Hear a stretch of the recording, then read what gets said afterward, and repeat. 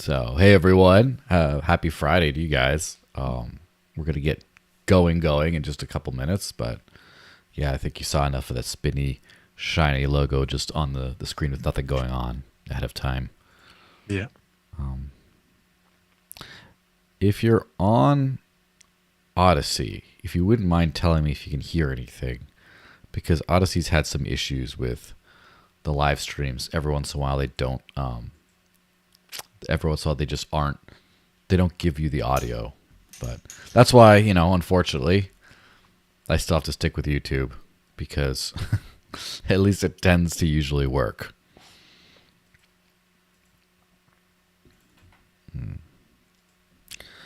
Yeah, it's been a while, Sylvain. How are you doing? Yeah, doing all right. Yeah, it's certainly been a while. I kind of got off. I wasn't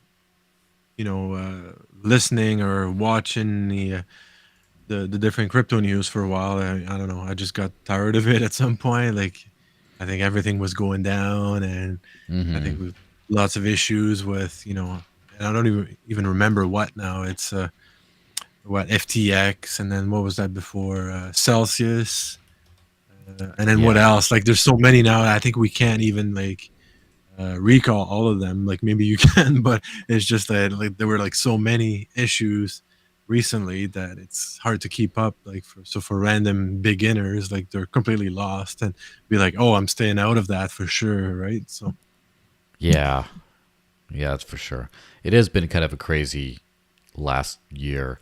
Um, I mean, it's kind of funny because I've been paying attention to what I've been paying attention to. Just the quality stuff, I guess. And it's all if you're in deep enough, there's just a lot of waiting, a lot of building, a lot of stuff like that. But then from yes, the outside, you see a lot of. I mean, there's always innovation happening, but there's also a lot of crazy scammy stuff going on, and it's just been funny watching all that unfold. This has been the year of the CFI collapse, where just about every centralized exchange and entity like that has really started to run into serious issues. And that's kind of the couple of things we're going to talk about in a second kind of remind me of that because I digital currency group and all the things that it owns, like Coinbase and things like that, have always sort of they've been in the game for so long that they've sort of been untouched all these years. Like everyone else has problems, all the small players have problems, and when I saw they start to have problems, that's when I'm like, all right, this is a real shakeout. And surprisingly, the crypto industry is not entirely collapsed. Like, you yeah, know, it's things are doing pretty well, all things considered. And so I think that's a great testament to the value of the technology as a whole. That even when a lot of it is just falling out, the bottom's falling out of it, then the rest is it still has a strong value proposition. yeah, exactly. I thought I was expecting like when BTC started heading down. I thought maybe like it was gonna go like deeper and south quite quickly, right? But it Mm-hmm. seems that it kind of I think it probably stopped at like 16 or something, and then stayed there for a bit. And while all that action was happening, and the different and definitely CFI is dangerous now. I think most people are kind of staying away from that. I know I am, Mm-hmm. but although I've tried like platforms like you know uh, I've never tried Celsius, but I did try Nexo back then, and I didn't have any issues then because it was probably in the middle of the bull market, so everyone had plenty of money and they were probably spending more than they had. But that's a different story. We don't know really.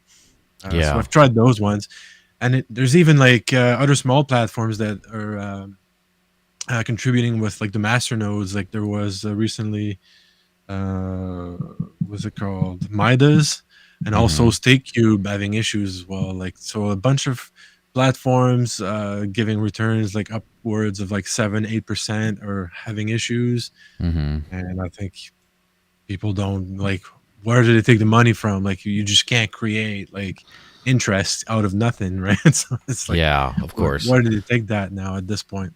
The whole yield discussion, which that's kind of fun. Let's see, we're about like 6 or so minutes in, so it's probably a good time to just actually roll the intro and get going. All right, here we Sounds go. good.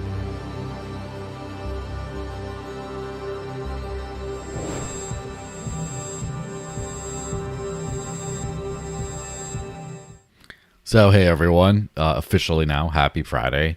I'm joined by the one and only Sylvain Cloutier. How's it going, man? I'm doing great. Thanks for having me. Yeah, thanks. It's always a good time to have you on. It'd been a while, probably mostly because of work schedules and stuff.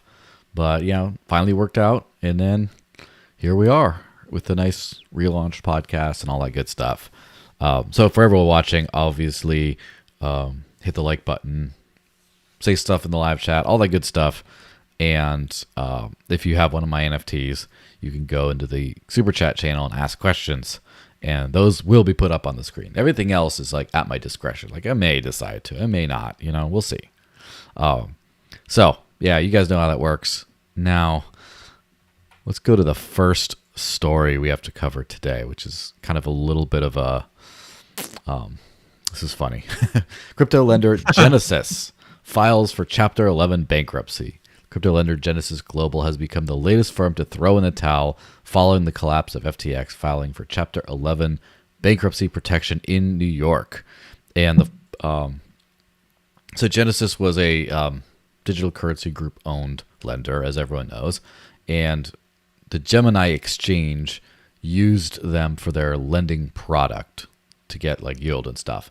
And then they collapsed, and basically digital currency group, like, it's hard to tell because no one's really given the whole truth here, right? But it seems like DCG did not, they pretended to fill in the hole in their balance sheet from, the FTX collapse. They lost some assets and they could pay everyone back. But then they didn't really. They just gave a promissory note to say, we will pay you some money within the next 5 years. And then it's like, that's not good.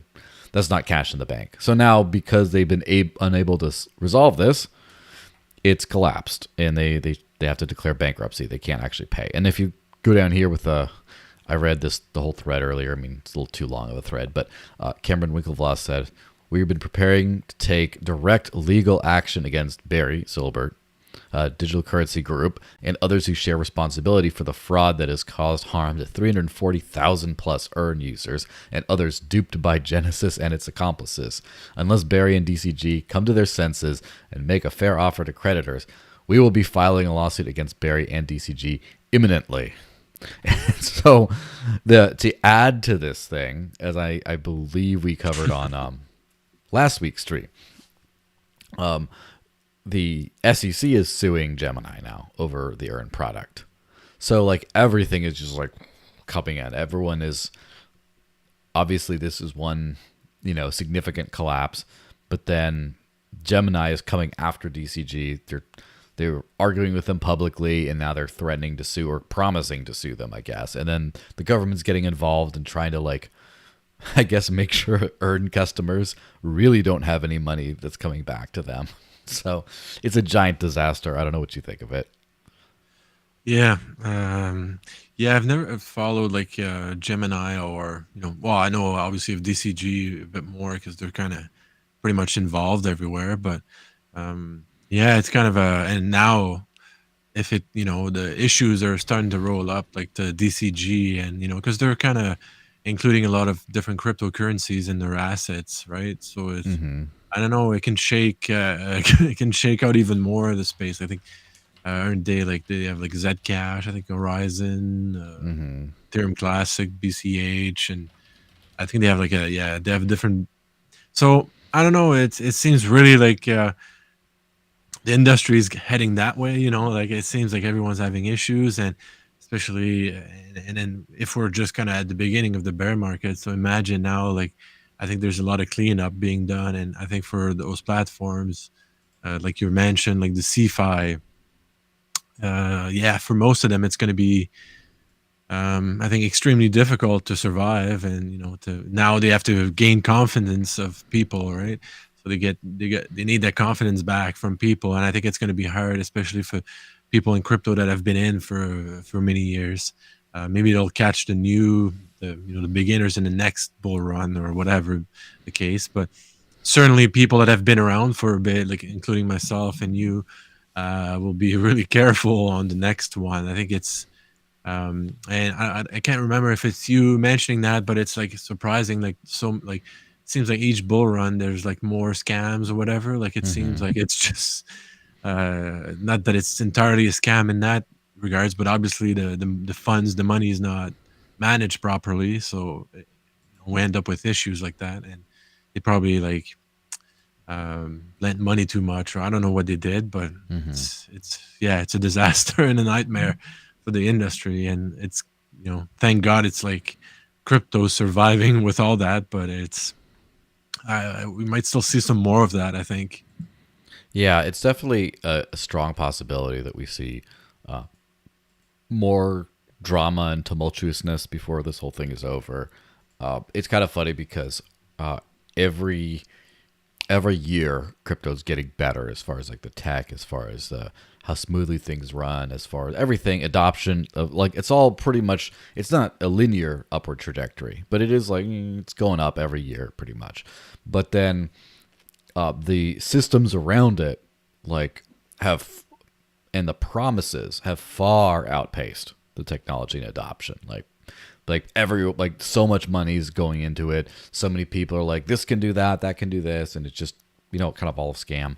And the thing is, this year, people, this last cycle, I should say, is when DeFi really became a thing, and people started experimenting with things. And a lot of this DeFi stuff was insanely risky, but or just like gambling with stupid tokens. But like it all worked until it didn't. And then even after that, it always still kind of worked. You could always still get some liquidity from this. You could always still stake that and all this kind of stuff.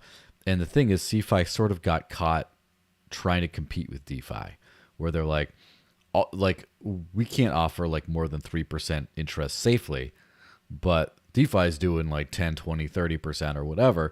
So we're going to have to do that too. And then they make these really dumb mistakes and it all, kind of crashes down. And I don't think that DeFi is going to be insanely profitable in the future. I think it's going to come down to reality where it's like, all right, you can just like stake some Bitcoin in Thorchain savers or something and get like 3% per year or something like that, or something modest. Or, Ethereum's paying 5% or something for staking and their proof of stake thing. Something like very modest and reasonable, as opposed to, like the 20, 30%. And so hopefully all this, the CeFi, I think you're starting to see respected projects like Gemini, respected platforms, which they used to advertise all around New York about their like the regulated crypto exchange, which is it's whatever. But like they were supposed to be the safe one, and they got Yeah. caught playing with fire. And so I think that they're not going to be able to do that anymore, and things are going to quiet down next cycle. Yeah, yeah, I think it might actually do well for the entire space. I think if yeah, I guess now they need to really like focus, and I think we can see like who's going long term, who's going for Mm-hmm. the quick bucks, right? Because obviously, if you manage a company for the longer term, then do you want to get involved in like pseudo scams or like giving high interest, as opposed to like okay, let's give less, but when the storm happens, we're going to survive that while the other players Mm-hmm. will crash, like we're starting to see. So I think now, like really, for most of them, they'll have to look and see what their plan is for like the longer term and where they can, manage their their services or whatever else they want to do. But it's certainly going to impact it, and it might actually turn out to be positive outcome with all the negative. I think there was a lot of greed, obviously, with Obviously. Bitcoin going so fast and up like quickly 70K and so on, and then everyone got into it and oh, let's open that, let's do this, and then and like you said, the network effect, the other players are offering this, let's follow up, we're gonna cover it up later, and but it's catching up to them now. And um, in that same line, I think crypto.com, like even like them, they seem to be all right, but I For now. wouldn't bet on that either. Like they might have some issues as well, right? So Yeah, everything's kind of getting a good shakeout, and it's kind of funny because decentralized networks survive anything in theory, and it's the centralized players that are getting shaken out first. And of course, that brings us to um, the next one. Hold on. Let me redo this article thing. But the next one being the I keep on messing up the name for this exchange. Bitzlato, was it? Yeah, I used to I thought it was like Bitlazo, but it's Bitzlato. Bitzlato Bitzlato. and its founder face enforcement actions from U.S. authorities. The Department of Justice, Treasury Department, and French law enforcement seized many of Bitzlato's resources, alleging the firm helped launder $700 million in illicit funds, also known as a drop in the bucket. But it's kind of funny because they're. Yeah, go ahead first. Yes, and sorry, it's like with that picture as well. It's like that eagle, like looking at you. Yeah. So You better enforcement not be action. laundering. Yeah, But it's funny I because see you. I see you. there was an announcement about this by like like they did this big public announcement like, "Hey everyone, just so you know, we caught the big fish. We got busted these dark evil criminals, blah blah blah." Like, and it's just like this exchange no one has heard of. I did not know this thing existed. I just didn't know it was a thing. And you just see like how much they've helped launder 700 million illicit funds. It's like that's nothing. That's like almost no money at all. And it's like, first off, it's a little like laughable on that. But then on the other hand, it is kind of showing that the that enforcement is starting to creep up a little bit. The Wild West days are starting to be over, and so it's not so much like you can just do whatever. It's now you're starting to see a lot of scrutiny. And the thing is, with government and stuff cracking down, they're never going to do anything like useful, like really useful. But at least it kind of clears out, petty scammers.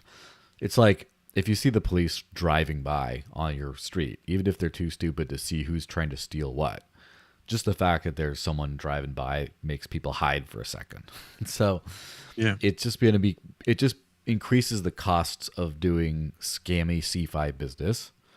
And I think that kind of shakes out the bad actors easier. And the good actors, don't really have that same vulnerability. Although it's not above the government to try to, crack down on good actors either, though. Yeah, definitely. Yeah, and at Bitzlato. So where I'm trying to I'll check the article again. So that's located. I think it was registered in Hong Kong, right? So like a Chinese one, but Mm-hmm. it's a Russian CEO founder or something like that. Mm-hmm. If I look at the Anatoly Legkodimov that lived in China. Yeah. So Yeah. It's always that kind of stuff. And that's also probably why they kind of went for it. It's the whole like Russia collusion thing again. Um, yeah, yeah. yeah. Is it part of their like the sanctions within like the West and Russia and stuff? Probably not, but or Yeah. maybe. I'm sure there's a same kind of vibe because the thing is there's a lot of money floating all over the world, and I'm sure there's a lot floating from some parts of the West into parts of Russia and Russian people. And, just like there always has been.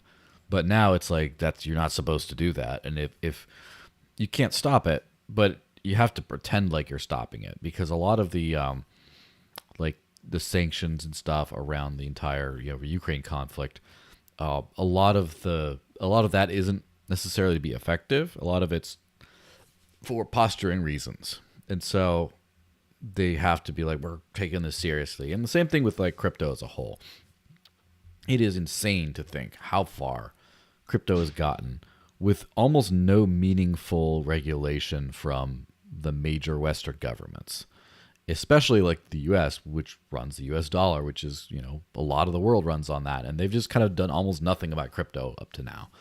And Yeah. so I don't think they're really going to ever do anything major. Like they're probably just going to, enact a thing here, do a thing there, but like most of it is just they'll adapt to whatever situation the market provides, but they have to do some enforcement actions just to pretend like they're still in control.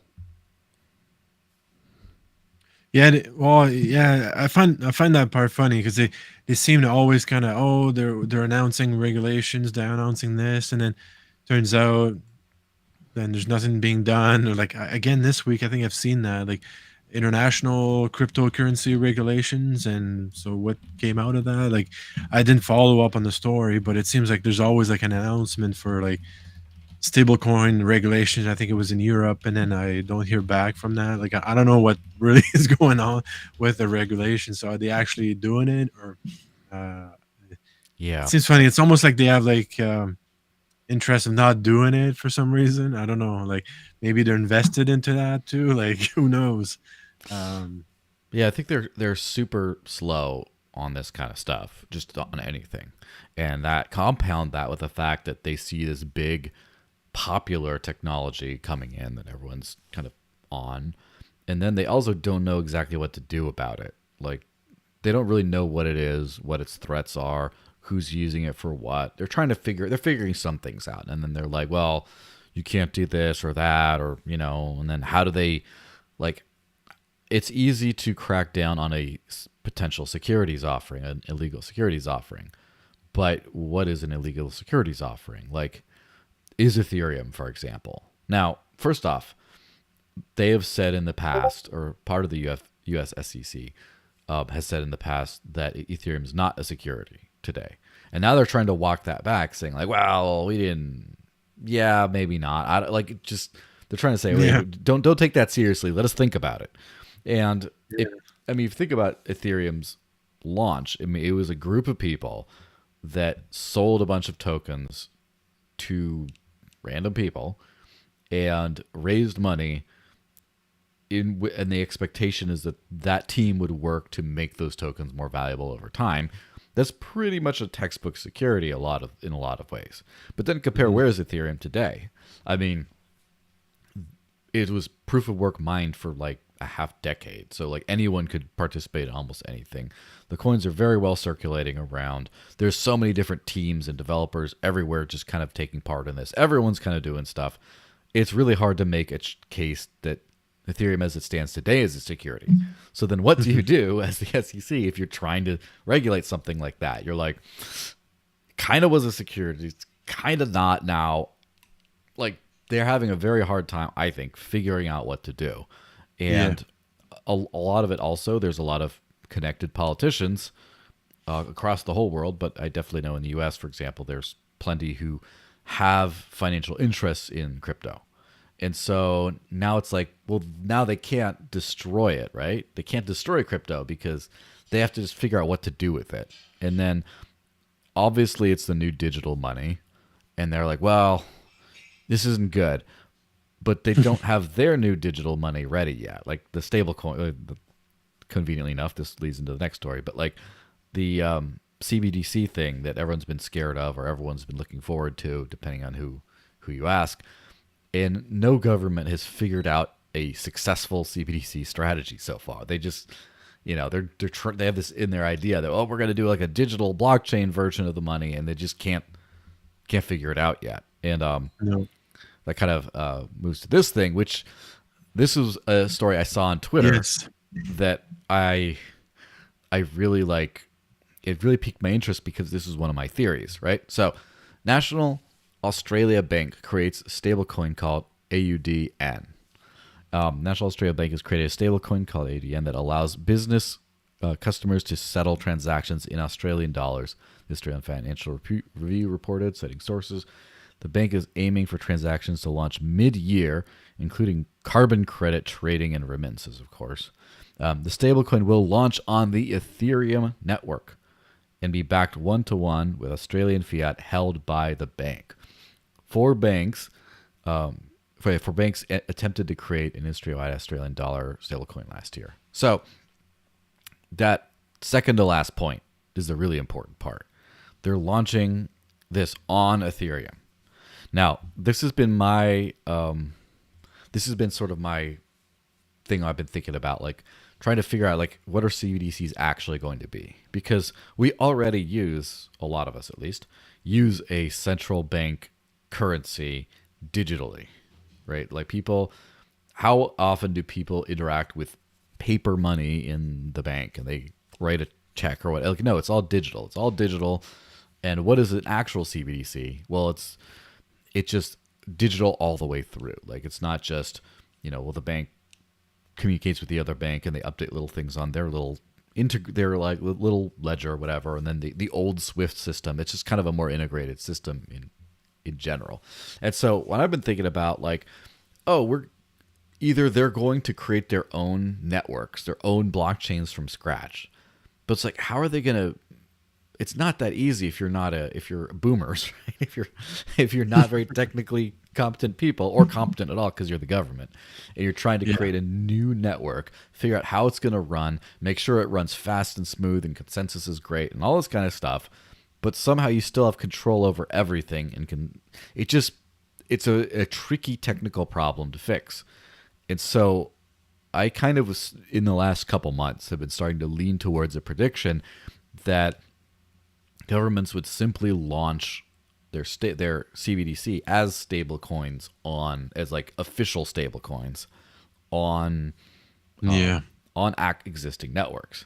And we're kind of seeing this with Ethereum. I don't know if you think that's a crazy prediction, or do you think it's maybe premature? Maybe they will pull off the whole their own network thing. I don't know. Yeah. Yeah, were you saying like them using like USDC or something, or like mostly like them building that but on Ethereum? Yeah, they're basically making a BDC, a bank digital currency, because I don't think. Yeah. Well, I don't know if it's a central bank. Like Yeah. they might end up being though. And last week I believe I was talking about the Naira and the Nigerian CBDC that's already out there and has Okay. a 0.5% of the population is like using it or something. It's like really not doing super well. And while crypto is booming in the country. And like I think that we're gonna start, it's just sort of like when you have you make big promises. It's just like, like say, oh, it's our anniversary, baby. I'm gonna go take you out here. I'm gonna buy you a new car. I'm gonna do all this stuff, and then like as he gets closer and closer, it's like, well, maybe not buy a new car, but I'll take you out to this nice place. There'll be rose petals in the house and stuff. And they're just like, and finally, it's just like at the end of the day, it's like, here's some roses and here's a pizza box. Happy anniversary. That's all he could pull off at the end.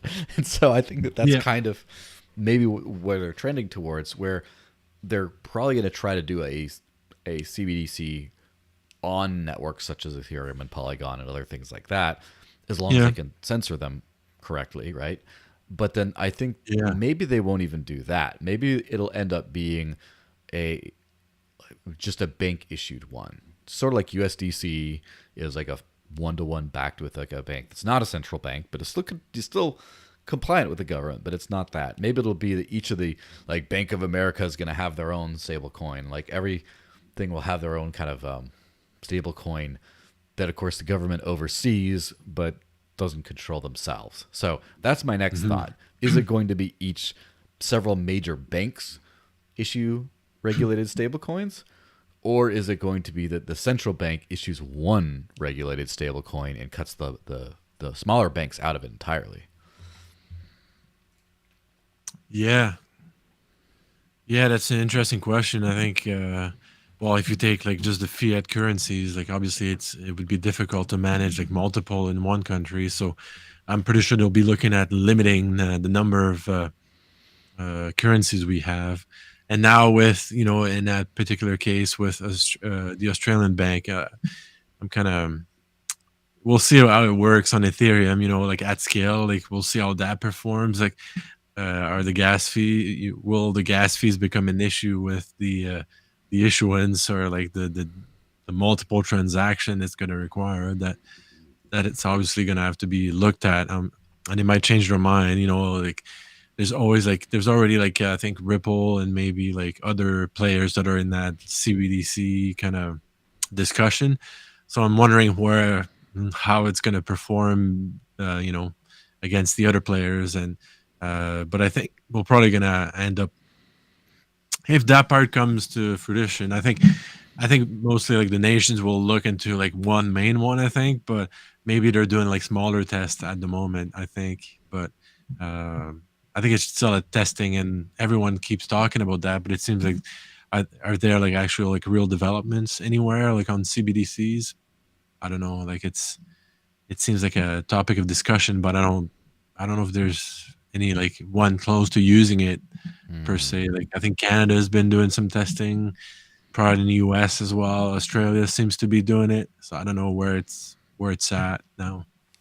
Yeah, and that's where it gets interesting because when you start thinking about CBDCs and how you transact with them, like you take crypto, like you take point of sale systems today, like merchant software, and they've had, as far as I remember, when I was, because I haven't been alive for very long, just since the 80s, right? But like, I they all have card readers, right, where you can like swipe a card, and then they upgraded the card readers to have chips, where now there's a little chip you leave the card in and it does that, and then now there's the tap and pay, the NFC, where you tap the card, and then you have like phones are now you can have like a digital wallet like a Google Pay, Apple Pay, whatever, and then the NFC kind of beep connects through that. And but it's all still doing the credit card rail processing back end, and it's taken a while for the technology there to just get adopted in a wide enough scale there. Now you start thinking about, well, how are you going to change that with the CBDC? It's got to be a different technology. So it's probably going to be, if you ask me, they're going to just wait until, or they won't have to wait very long, but they'll just wait until some major point of sale type systems and banks and stuff start figuring out how to use crypto, where now you have like crypto wallet infrastructure, and they get to do that stuff, and then it's just going to be one of the cryptos that it goes through is the government crypto kind of thing. And so, because otherwise, can you imagine if they made their own thing and then they're like, hey, payment software everywhere, let's figure out how what to like do a good user experience and everything with this. It'd be a disaster. So I think they're waiting for like the same tech. It's just like going through a card, like the same card technology. Now Yeah. they're waiting for it to switch over to like a crypto technology that they can use and just be like, oh, just go through that. Yeah.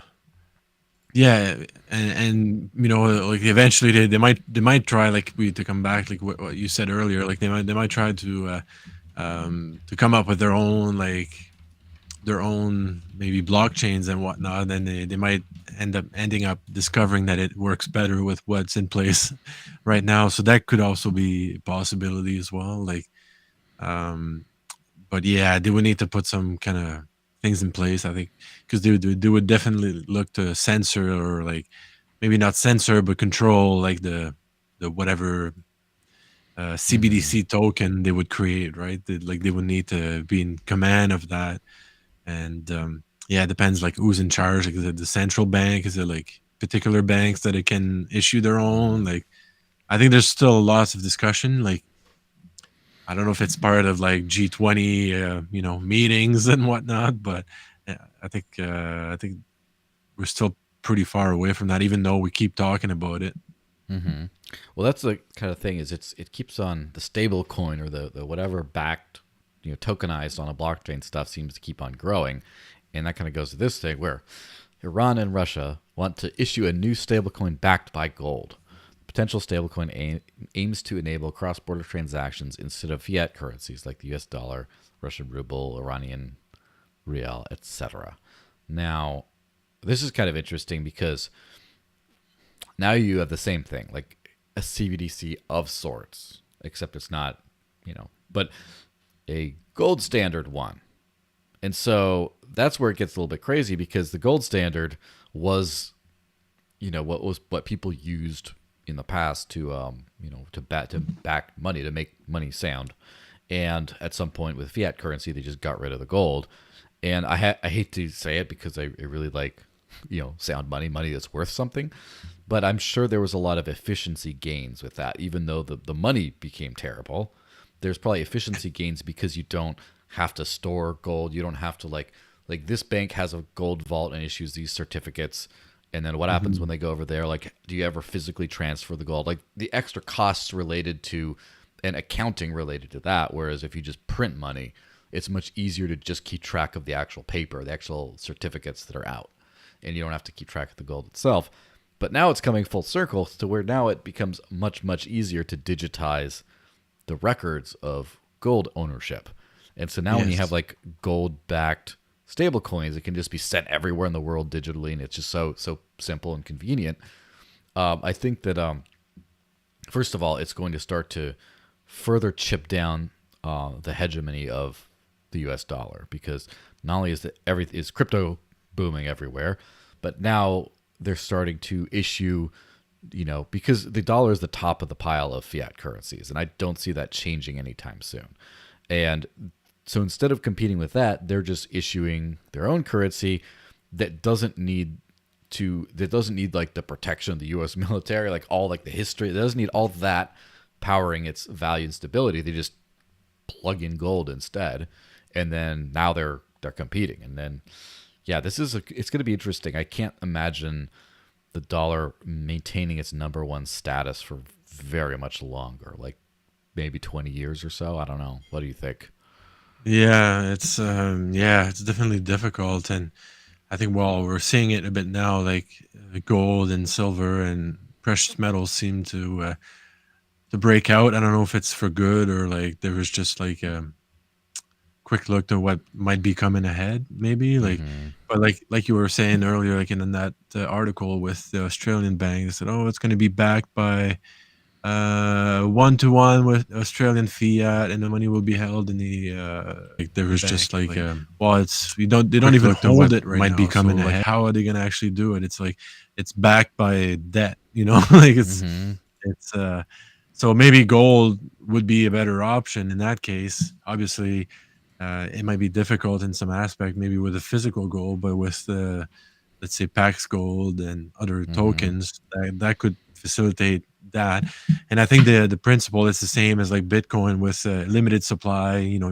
Obviously you could mine some more like gold, but typically there's like some kind of limited supply of gold, and I think that creates a bit more like I don't know. It seems like to respect a bit more the fact that it's like backed properly, as opposed to like, oh yeah, I've got money in the bank, but it's like debt and loan of another bank, and that I'm lending to the other one, and blah blah blah. Right. So it's yeah, but it'll be interesting to see. I think I'd be more towards the option of like backed by gold instead, and try to find a nice solution just to be more accountable. The government seems just to be spending whatever they want now. So with limited supply like gold or even like other precious metals, I think it'd be a bit more solid. But again, that'd be kind of a Peter Schiff type argument, maybe. Yeah, and Peter Schiff has mentioned recently he said a lot of positive things about crypto as far as a technology, but he doesn't believe in like the value of things like Bitcoin. And so I'm pretty sure he'd be very much for a tokenized gold thing. Like I don't think he'd think it's as long as it's just like a efficient, auditable digital version of what he's already been doing with like his like gold bank and all that kind of stuff. I think he'd be fine with that. But the ultimate thing is now if you have all these things run on crypto and they need to spend crypto in order to send them, right? The crypto is the gas and the network behind all of this stuff. And at some point, I wonder if enough of the world starts running on this, I wonder if some people are going to just not do a gold-backed stablecoin on, for example, Ethereum. They're just going to use Ethereum. And I'm sure that with a ton of value going in and out of the network itself, it's going to stabilize the value of the underlying asset, the gas. And I think that it's going to be it's going to be quite interesting. So we'll see. That'll Yeah, be I was interesting. trying to find his websites because I'm pretty sure like he was involved in some tokenized gold or silver project or something, and it was right on the website, Mm-hmm. Peter Schiff. So he's already like kind of into that already, but Mm-hmm. uh, I he still goes, maybe he's involved in that because of the technology, obviously, but he's still against Bitcoin as a whole. But um, yeah, it's Yeah, it's gonna be interesting to see how that part shakes out. Let us. it's I on want to. shiftgold.com. I Yeah. think what's the name of it? I was just trying to see if I could find the project because he was kind of giving like what's it called, like disclaimer that he was using this or involved in that, just because he's into the financial market, so he needs to be Yeah. careful with With what he says and he's he's got like into. yeah, and he's got like he owns Euro Pacific precious metals, and it's all like registered and everything. So I Mm-hmm. don't know. I maybe Yeah. I'm can't find it right now, but yeah. Well, let's hit this story. It's probably wrap up on this one, and it's not. It's sort of It's an interesting story, right? Just hit it because it's more personal. So, New Hampshire governor releases report on blockchain following executive order. According to the commission, New Hampshire should work towards building a legal framework for sound development of blockchain technologies and its applications. So, I mean, it's not like a giant news item, but it is kind of interesting that my beautiful little home here of New Hampshire is being very intentional about Yeah. building good legal frameworks to make this happen. And it's funny because like I know a lot of the people behind this kind of thing because again it's a very small world, and I thought it'd be a good fun shout out. And it is kind of nice to see like one of the governors of the many states going in on crypto so directly like that. So yeah, it's kind of a semi nothing of an announcement, but also just it's a cool little thing to point out. Sent to the governor, yeah. Yeah. Who's governor in New Hampshire? Is that a Republican or is that Democrat? Yes, it's a Republican. He's kind of. It's hard to make up my mind specifically on it because Chris Sununu Hmm. is a. He kind of is. He comes from a long line of politicians like the Bush family, sort of, and Oh he's yeah. kind of been a the people's champion, like very popular, but with the people, but also very like centrist, like not. But Yeah. however, because his party has been very pro freedom, like extremely pro freedom, in New Hampshire lately, and he's faced a lot of pressure. A lot of what he's ended up doing has been very kind of almost libertarian the way he's acted Yeah. because of his pressure. I don't think he's an actual pro freedom guy himself, but because he responds well to pressure because he's a popularity seeker, right? It's just turned out Hmm. pretty well. And so he wants to be, the local hero and like you know, put New Hampshire on the map in any way It's a phone possible. call. Yeah. How do I stop that? Is it like a Skype thing or something? Which is No, it is my phone. It's connected through like the Windows app yeah. connection or whatever. Yeah. Well, But the, it's probably a good time to like wind the thing down anyway. yeah, What do the you phone call saved us. Yeah, kind of stop. It's like, oh, the pizza guy's here. Yeah, yeah. You're going again in a few minutes, right? With Yeah. the other podcast. Yeah, so why don't you just tell people shill everything you want right now. Yeah. Show everything you want. Yeah. Well, I did. I used to do a bit more videos. Like I'm at Syl Cloutier on Twitter. So Syl Cloutier. I couldn't have the entire name, so I just have the Syl. Uh, so yeah, I'm active on Twitter. I'm on a bunch of different social medias. I like to interact with people. I'm kind of following different projects in crypto as well, right? So I like to like I said, we can't be sure like which one's gonna be really mainstream at some point. So I kind of Mm-hmm. like to keep my um, you know eyes open on different projects. So I'm on there, and I did crypto tutorials a bit back then, but I kind of have less time now to do them. But I was also present doing some tutorials in YouTube.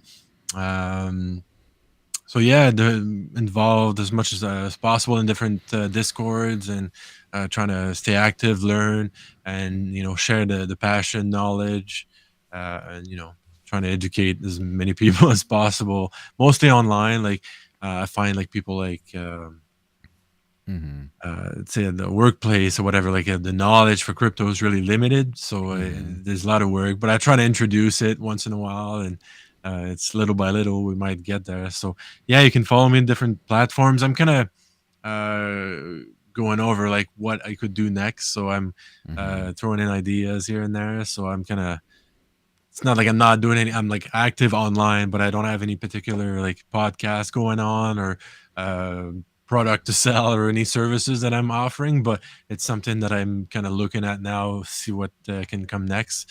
Otherwise, like I'd be glad to like join on a podcast or a Mm-hmm. discussion to get things moving in crypto or blockchain in general, or whatnot. So yeah, you follow me online, and if you put the links in the description or whatever, like don't hesitate to get in touch. Like I like to interact with people.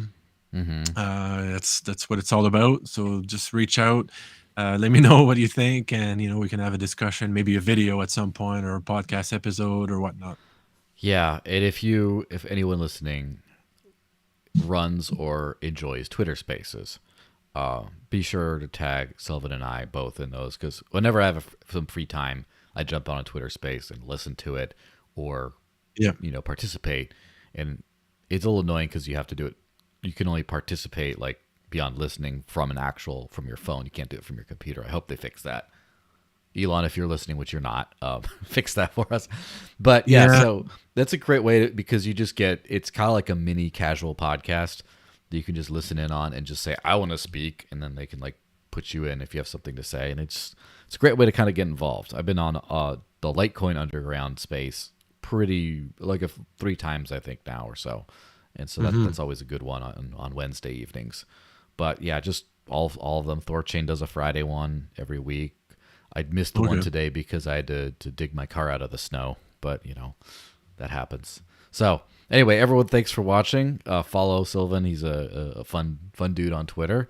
Thanks very much Yeah. for being on, and yeah, I'll see everyone either next week or coming up in a few minutes here. It's the second installment of the Zcash podcast, the first live one. So thanks everyone for watching, and I'll see you guys around.